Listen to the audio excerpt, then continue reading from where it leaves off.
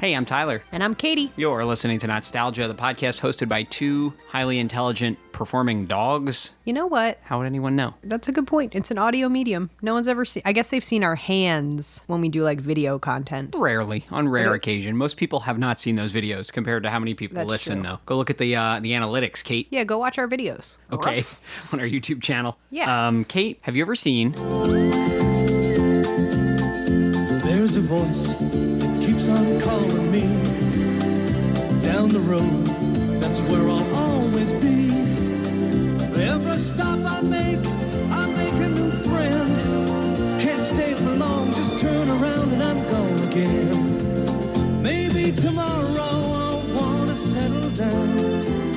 The Littlest Hobo. Oh, I sure have. Can you describe what it is, the premise? The Littlest Hobo is a Canadian television series about a beautiful dog, and he goes from town to town. He, like, rides the train, I guess, because he's a hobo, and he doesn't have a home. But then he gets off at different towns, and he helps people, and they solve problems, and it stars the dog, obviously, but, like, a rotating cast of famous Canadians from the 70s. And the dog is super cute. And when we went to Canada last year with our family, Your family. my family. We're They're married. Not your family? Your family is my Damn. family. Yeah, I guess. Ouch.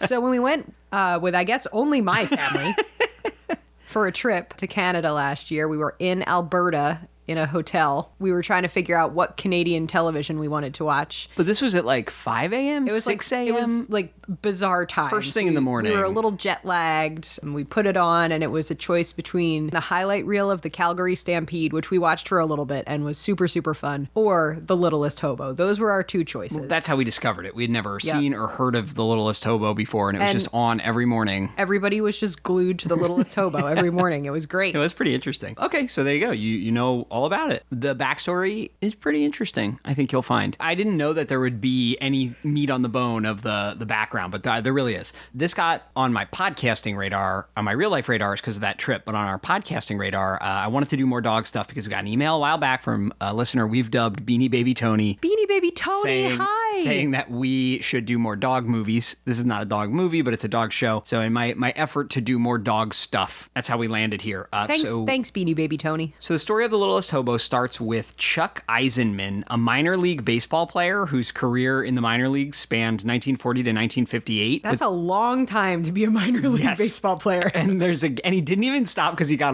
too old.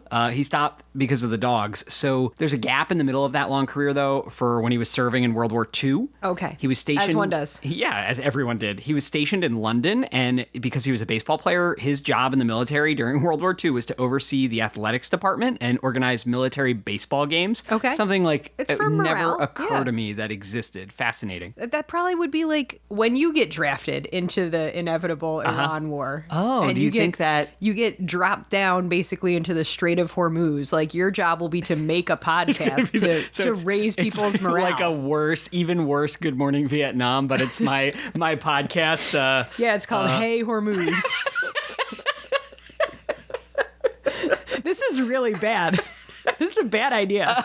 People, don't suggest this. Why am I speaking this into existence? All right, so... Okay, so he's back from Eisenman. He's back from serving in London, doing baseball, military stuff, but he's playing in the minors again, but he's not just a baseball player. He also, just as like a hobby and for fun, he always has owned dogs and is really good at training them, like unusually good at training his dogs. You've met these people in your life, right? Like, listeners, you know that there are some people who just like speak dog, and their dogs are always like perfect. The dog walks right next to them. The dog looks at them for like, hey, could I do this? So he's a dog speaker. Yes, and one of these dogs is a German Shepherd that he names London because that's where he was stationed. So that's how he decided on the name. I was wondering why the dog's name was London. So thank you for answering that. I was thinking Jack London. Not only was London very well behaved, he could get London to like do tricks to entertain the crowds in between innings at his minor league games. And as you know, anytime you go to a minor league baseball game, they always have fun entertainment. Someone's always like dressing up in a hot dog suit, running around the bases. Sometimes you got like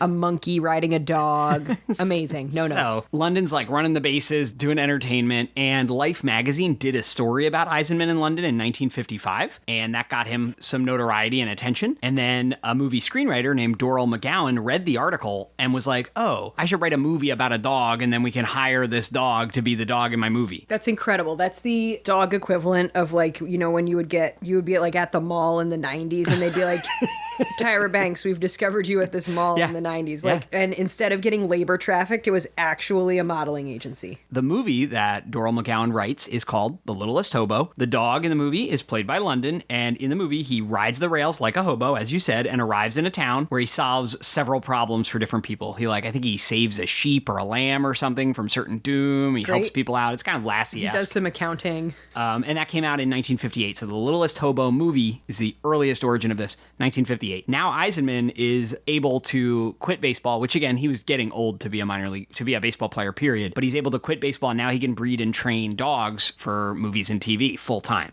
So McGowan, the screenwriter, created a TV show called The Littlest Hobo in 1963. This time around, the show's produced in Canada. It was originally the movies made in America because it was cheaper to film in Canada for whatever reason. And the show ran from 1963 to 1965 for 2 seasons and 61 episodes. It aired in syndication all over the world, including America. So, when we quote unquote discovered this in our own life, it kind of felt like this is some Canadian treasure that Americans don't know about. Supposedly, both versions of the show that we're going to talk about have aired in America, but they're much more known and popular in Canada. Also interesting, this show always aired in black and white. It never aired on TV in color, but they did film it in color, which is, as far as I can tell, is very unusual for this time. You'd either film it in color and air it in color, or it was filmed in black and white. Right now, you can find all 61 episodes in black and white, but only a few of them have been released in color. So I think that maybe means the color originals have been lost. I don't know. We're watching it in black and white as God intended. And again, Hobo is played by London and London's children and siblings, but always credited as London. So it's kind of a lie when it says, played by, there's not just one London. I think in real life, they all had different names, but they're always credited. He's probably as like London. their uncle father too. Eisenman was probably inbreeding them a little bit. Well, and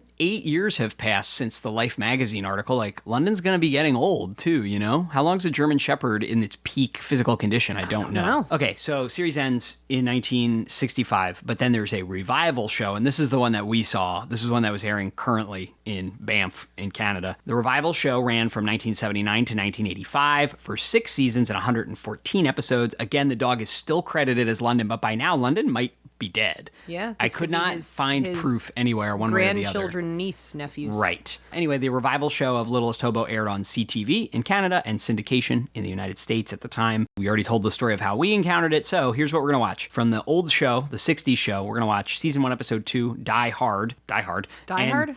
Like the dog's gonna be walking on glass? We can't have a little dog walking on glass. And from the second series, we're going to watch the very first episode, season 1, episode 1, Smoke. Well, it's not a coyote.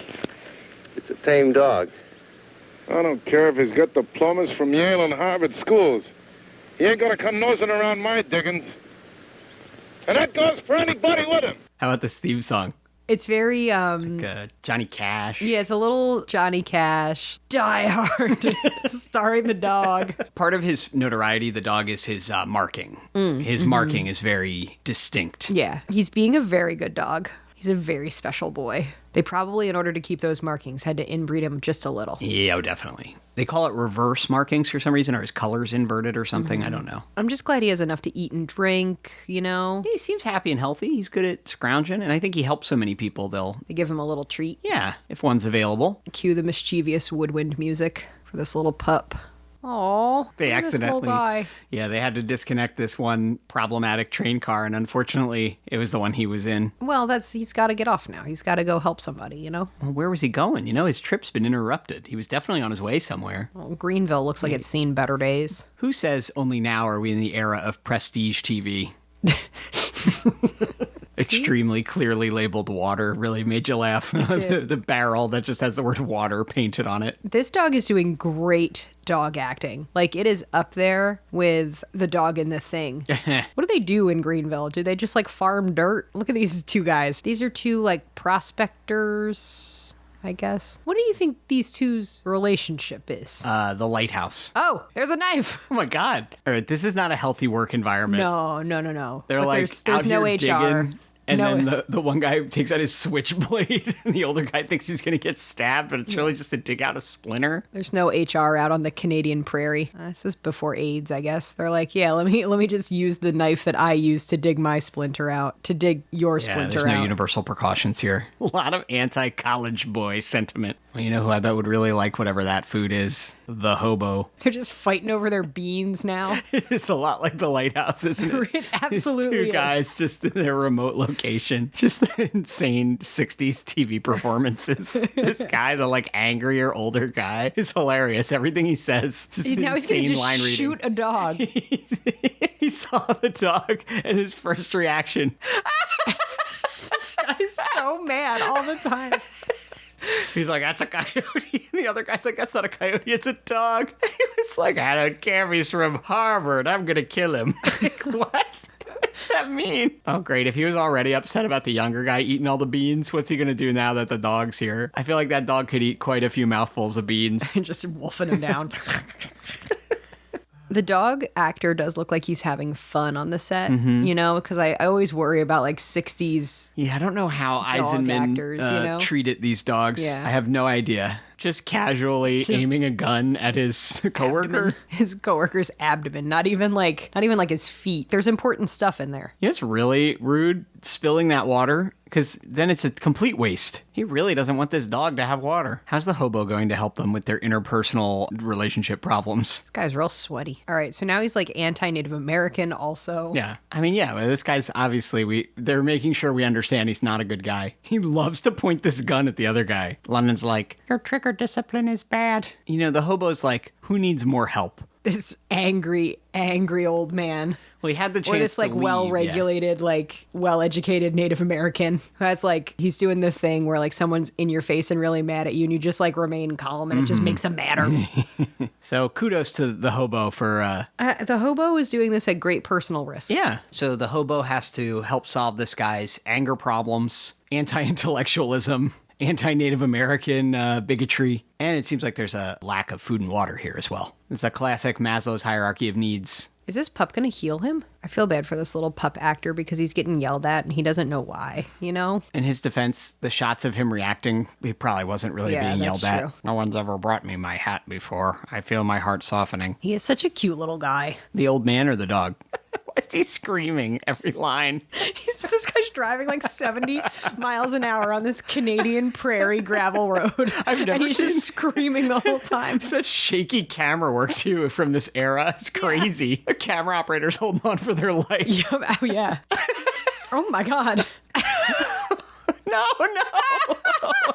So the truck just careened down into a ravine. You were right to mention how chaotic his driving was. Yeah. That wasn't just like how they drove back then. No. He was... That was a plot point, Headed Tyler. for doom, yeah. All right, thank God the dog's okay. The little pup is okay. Oh, thank God. He should just climb out over this guy's passed out body and He leave. should just gently bite this man's neck Put him out of his misery or to show his dominance.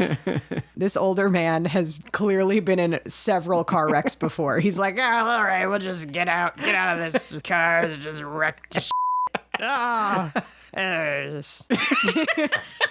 Well, that ankle's busted. Everything he says is so funny. People were made of different stuff in this time. This man was probably born in like 1900, right? Like if he's like 65. Oh, yeah. You know? Well, I like, worry that he's like 35.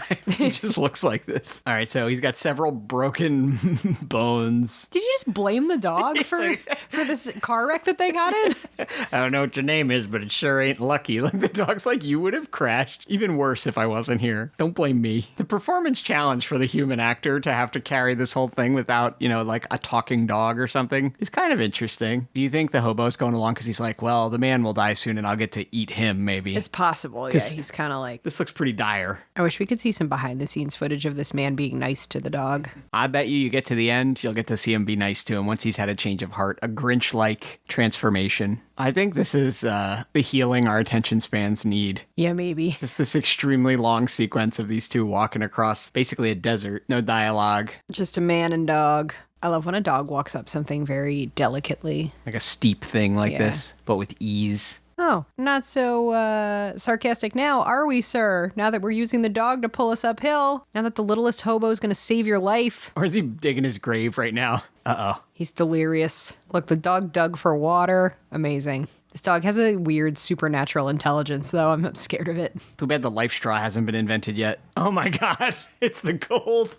Yeah, you found some gold. You dug it up. This man does not deserve any gold. I just also like the idea that this kind of frivolous half-hour TV episode, it's like this man might die. You watched a horrible car wreck. He's come very close to dying of exposure and dehydration. Now he's just throwing gold nuggets at the dog. He's catching them in his mouth. Now the guy's gonna get bitten by a snake. Oh, did it bit get him bitten. right in the hand. Wow. Well, how is the hobo going to help? What can he do? Is he going to like kill it and create an anti-venom from its blood? No, he's got to get the knife. He's got to cut that snake bite open and suck the poison out, Tyler. Oh my god. Tyler, do you know how to treat a snake bite? No, Kate. In the Canadian Rockies in the 60s? Avoid it any situation where I might get a snake bite instead of learning how to deal with it. He's not spitting the venom out. He's just drinking it. Look, that pup really wants to play. Look at him.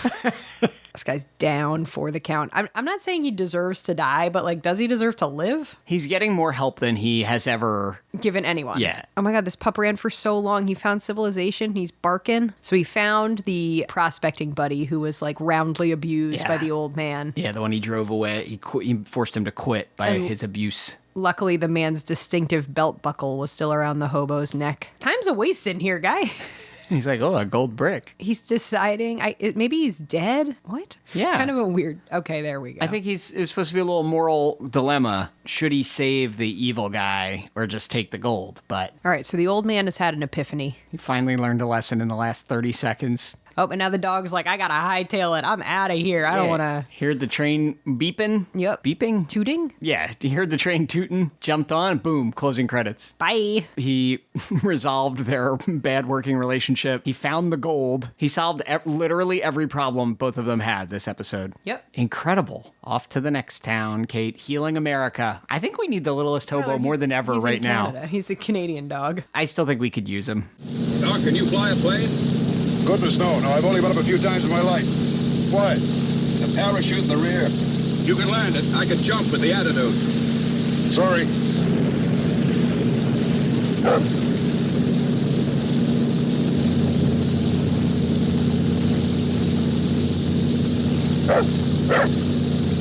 Doc, take over the controls. And just hold it nice and steady. Here's your airspeed indicator here. Here's your throttle. And just keep it above 70. Up here's your heading. That's your compass, 190. Take it easy, Doc. Here's your rudder, right and left foot. Just hold it. Nice and steady. What are you going to do? We just got ourselves a volunteer. We're jumping ahead in time to 1980, the iconic intro. I love this song. There's like a helicopter for some reason. There's London 5. It's the original London's grandnephew / son Oh. somehow. He's been inbred over and over. What's the hot air balloon? Is he in there? Yeah. And it's like guest star Monty Markham. I think we're supposed to know who that is. Yes, yeah. He's supposed to be like a big Canadian. Oh my God, he's got a gun. Strapping. I did not show you the episode with Mike Myers as a teenager in it. What? The storyline of this one I thought was better than the Okay, novelty all right, of seeing fine. Mike Myers. But Oh, that's, fire. That's a noteworthy good. episode. Oh, this is very bad. It's a forest fire. Really bad forest fire, yeah. Can't believe I'm not getting Mike Myers. What was he up to? He's just a teen with feathered hair. 'Cause he's Canadian, so. I mean, when we make this part of our nightly routine, you'll get there eventually. What's this pup doing? What's he got in his mouth? We're really en medias res here. Straight into the forest fire. Yeah, we didn't see him jump off the train. We've got these Canadian firefighters here. Oh my God, he's got a puppy. He's carrying this baby puppy in his mouth. The littlest hobo is going back into the fire to rescue. Oh, it's not a puppy, it's a It's kitten? a mountain lion cub. He has to save all the baby mountain lions. This is amazing. And also, he's carrying these little mountain lion babies in his mouth, but it's very clearly a stuffed little baby Oh, yeah. that he has. Oh, that one no, was that real. one was real. Spoke too soon. They did have a flaming limb drop Yeah. right next to him, though. I didn't like that. This pup is a hero. He saved 2 mountain lion cubs at great personal risk to himself. Yeah, he's we very got the selfless. firefighters. Who's this guy? He's like the Canadian Steve Irwin.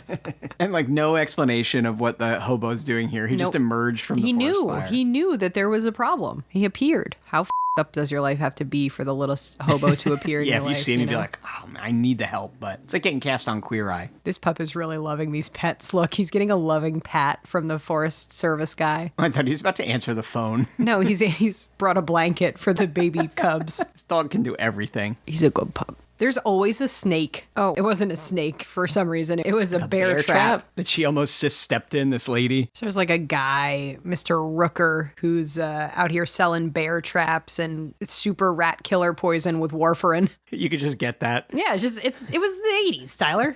Everyone's always packing in these episodes. Yeah, the feed and grain guy grabbed his gun. Yeah. Well, they do hear some pretty alarming snarling It is outside. the Canadian wilderness. What do we watch? Oh, no, is that a mountain lion that It's a got mountain caught lion, in one of yeah. the little bear traps? That's Caught. in a bear trap. Oh my God. So the feed and grain owner was going to shoot the mountain lion, and the littlest hobo just straight up jumped on his back. Oh, there he is with the gun. He's got the gun. Now the Canadian Steve Irwin Forest Service guy has just beaten this guy up. He's pushing him onto sacks of grain. Got him in a headlock. He's lucky the dog doesn't turn the gun around and aim it at him. Is this guy just going to go up to this mountain lion? He's not having a good time. Injured mountain lion. He's just a regular ass veterinary clinic with like dogs and hamsters in it. And then this guy. This guy's got like David Hasselhoff game show host energy. Yep, but I'm kind of into it. That lady in there's a protected species. William Shatner. Like, Yeah. Here's a guy swinging around some loaded bear traps while holding a toddler in the other arm. It was the 80s, Tyler. Whoops. Oh my God. All right, so there's some poisoned hamburger meat. Yeah, they're just mixing raw hamburger. They're mixing the rat poison with Yes. raw hamburger, and this little kid's about to go eat Little it. Davey's out here eating the He's raw eating poisoned hamburger. meat. Why is he eating raw hamburger? This kid's eating raw hamburger directly from the ground. And it's poisoned with rat poison. Why is just squatting there eating the raw hamburger? Handfuls of it. And even if the poisoned meat wasn't there, there's loaded bear traps everywhere around this store. All he has to do is walk 10 feet one Look. way, and his leg's gone. The littlest hobo's about to... He's brought the poisoned meat tin to the game warden. Oh my God. He's like, why are they all smelling the raw hamburger How does he tin? know what rat poison hamburger meat should smell like? All right, I see why people like this. It's so campy. It's so cute. I love it so much. My God, that hamburger meat was poisoned. It's so quotable. All right, so the doctor is gone. He won't be back until Thursday. So they have to bring this warfarin-riddled child full of rat poison. And the dad's like, spit it up, Davey, spit it up. No urgency. They gotta go to the vet, though. They're going to the vet to get him taken Yeah, care well, they of. have to. How different is a Tyler, kid and an animal, realistically? I'm going to tell you, some of you never had a vet remove a tick from your ear, and it shows.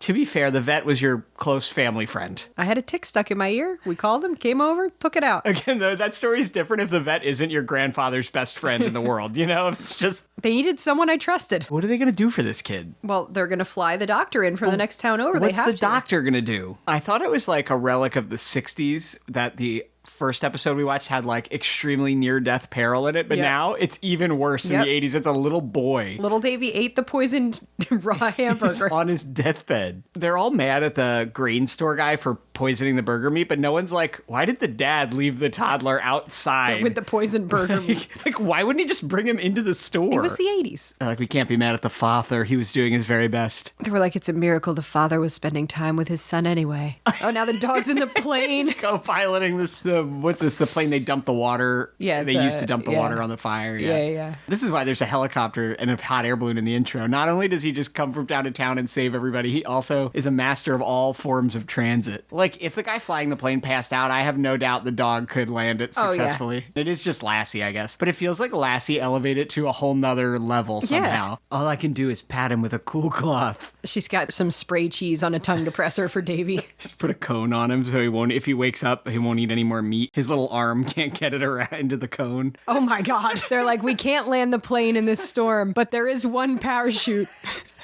and we're going to have to parachute the dog out of the plane. And the dog has offered. Yeah. Yes. They didn't volunteer the dog. The dog heard them talking about parachuting, and it's like, I got it. I will do it. I just feel like if the weather's Also, so bad... the forest ranger was like, to the doctor, he was like, can you fly the plane? And he was like, no, I'm really sorry, I can't. And now he's like, all right, take over the controls. But I guess they're cruising right now. Yeah. Right? Like, It's you the just have to hold the landing. stick. Yeah. You know, you got to hold us steady. They are.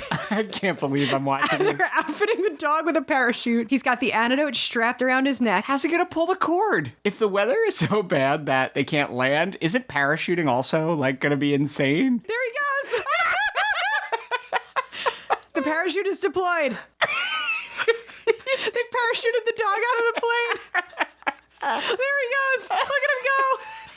Oh, this little pup actor is doing so good.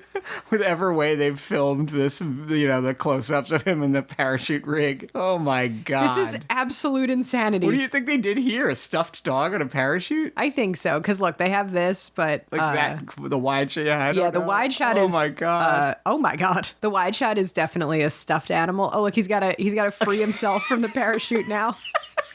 Like, not only does this dog understand English, he's like highly intelligent. He's going to deliver the antidote. He's probably going to personally administer the antidote. Don't worry, I got it. He's like, we must dilute 10 cc's of the antidote. Rough.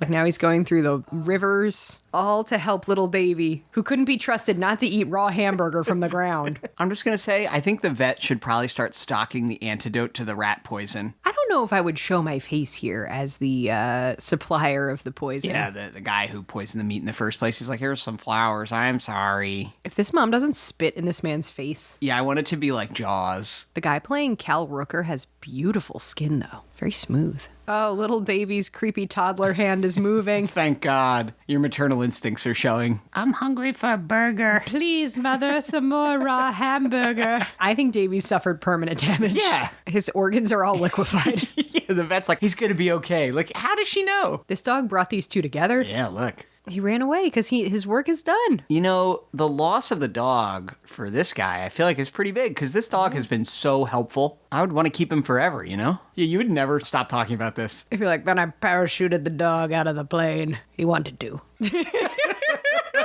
Just the sort of shrug and goodbye, Smoke.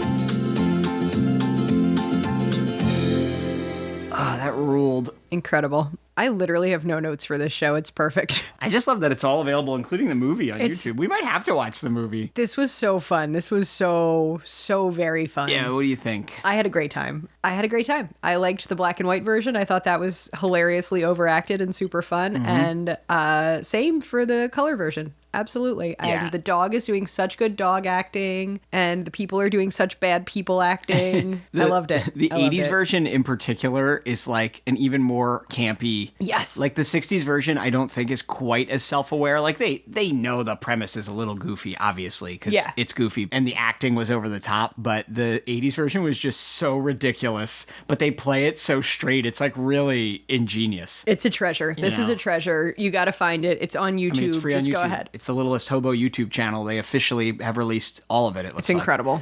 This happened recently. We watched A Bug's Life. We're just like feeling positive. I feel like we go long stretches on this show. And by we, I mean you. Watching things you don't enjoy. You know, we get done watching it and you probably would Like feel drained, like yeah. you would never want to engage with that thing ever again or by choice outside of the podcast.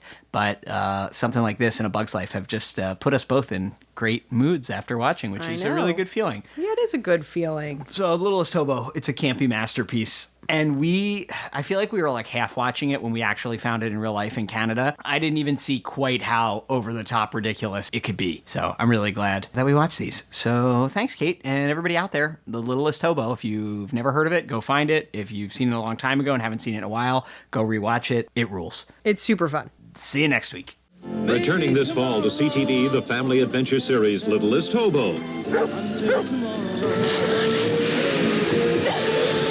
So if you want to join me, Yeah, we're picking him up fine. A German shepherd. We suspect he's come into contact with a rabid raccoon. I'll be okay.